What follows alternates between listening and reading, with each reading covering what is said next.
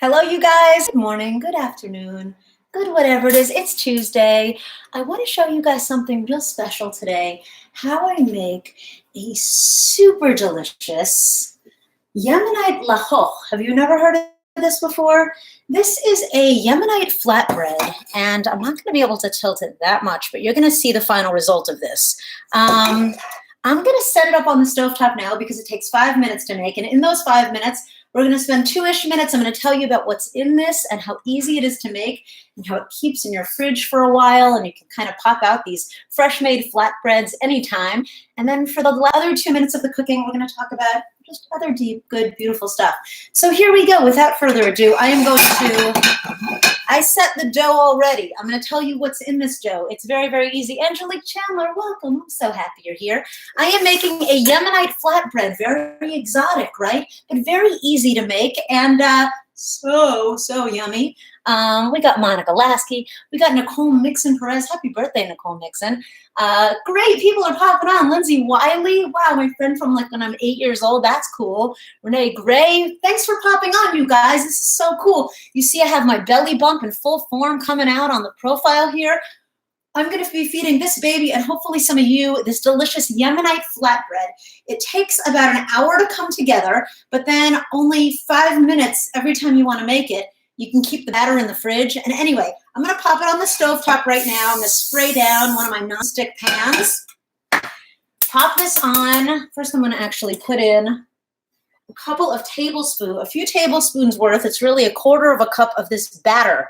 And I'm going to tell you what's in this dough batter in just a minute. But I want to basically get this to the, kind of just fill up the bottom, almost like a thick pancake. It's going to fill up the bottom of this pan, and it's going to cook for 5 minutes. It's on a medium-high heat, and then 2.5 minutes on a medium-low. So I'm going to get this baby started right now. And while it's on, I'm going to set my timer. I'm going to tell you what's in it. What's in this stuff? It's so good. Okay, so thank you, Renee Gray. Hi, Angelique. Okay, good stuff. So here's what's in this delicious flatbread. It comes from Yemen, and basically they didn't have like serious ovens back in the day, and maybe they don't even so much there now. There are actually a lot of problems there right now. I hope those people have some ease in their life. There are a lot of problems with Saudi Arabia. I don't want to get too political, but those guys need love, and I'm so happy to be able to share just a little piece of deliciousness from this corner of the world because it is a beautiful corner of the world. And what they put together is basically, I like to use a whole wheat flour, comes together with some yeast and warm water and a couple of interesting seasonings. I'm going to tell you the seasonings now. One of them is called fenugreek. In English, we call it fenugreek. They call it hilbeh. Hilbeh is how it's also known. Then there's za'atar, which is a Middle Eastern spice, delicious, just a little bit of this.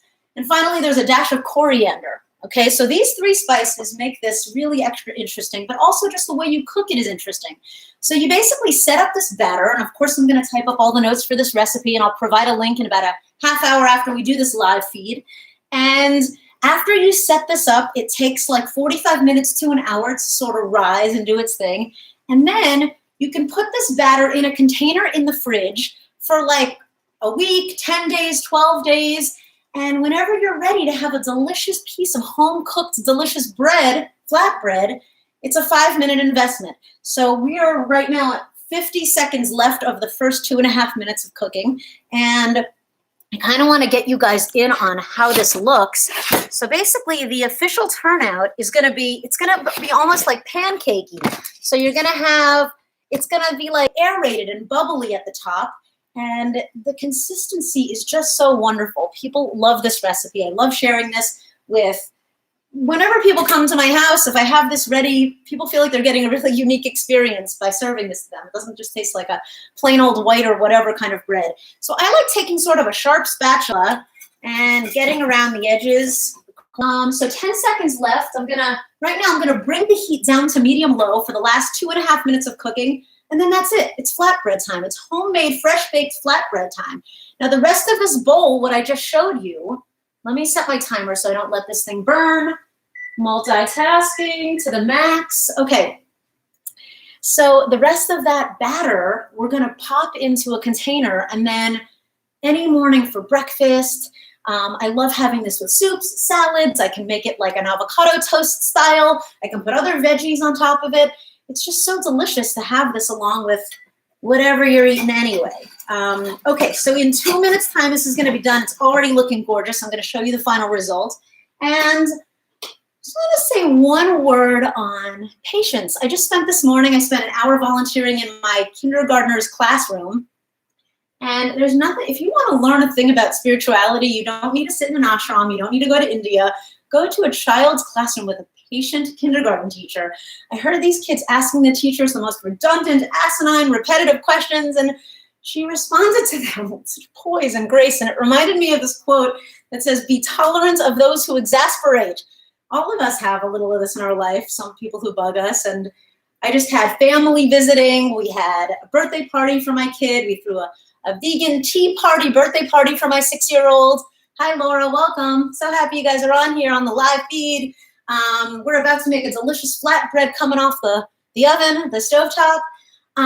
But what I want to say, just wrapping this up, is so we need to have a little patience in life to be able to make dough and be able to hang in there the full hour for it to rise. I know that's so hard in this world of like immediate gratification and credit cards and fast food and everything else, but you set this dough up, it's like a 10-minute investment to set the dough, then 45 or so minutes for it to do a little rising, and then it goes in the refrigerator for a whole week and a half, and you've got this amazing flatbread any morning you want it. And so it works the same with food as it does with people and young children, being tolerant of those or that which might exasperate, to a little more tolerance and patience this year in 2019. Leah Koenig is watching. She's like a big deal chef, so I feel cool right now. Okay, I am going to take this lachoch off of the stovetop. I gotta get a plate. I don't have everything set up exactly. Natalie Menagid, that's so cool. Hey, honey. Okay, I'm grabbing a plate, and I'm gonna show you what this Yemenite flatbread looks like. It's very, very special. All right, here we go. Like I said, a pointy spatula. There's got to be a better name for that. It's not really called a pointy spatula. Okay, it's coming right off. Here we go. This is what it looks like. And you don't flip it over. You have one very soft side and one slightly crispier side. You got it? Now, if you're cooking several of these at once, the recipes all ask for you to cool down your frying pan. I'm going to show you what this looks like on both sides. You see that side? And you see that side? And you don't even understand. It doesn't smell like normal bread. It's not just like you're having a pita or anything else that, just resembles a different shape. It's crispy on one side, all bubbly and soft on the other, but it's got this hilbe, fenugreek, and the za'atar and the coriander, which give it this beautiful, nuanced flavoring that you don't typically have in any American or Western breads that we really know about. And just to repeat, if you're going to be cooking this again, like if you're going to make multiple lachochs in one sitting, you want to start with a cool frying pan, a room temperature frying pan. So the best way to do that is to put water on the pan from the backside. Anyway, I will type up all of these notes. We're at 8.5 minutes. How did that happen? I'm going to have my breakfast right now. I love you guys. I will see you back next week. And I'll send you out this link if you want to make this lachoch. I highly recommend it. It's very easy to come together and a big payoff. Making your own homemade bread, you feel like a real magician in the kitchen. All right, guys, thank you for joining for this video. I will see you back next week. And I love you all so much. Bye-bye.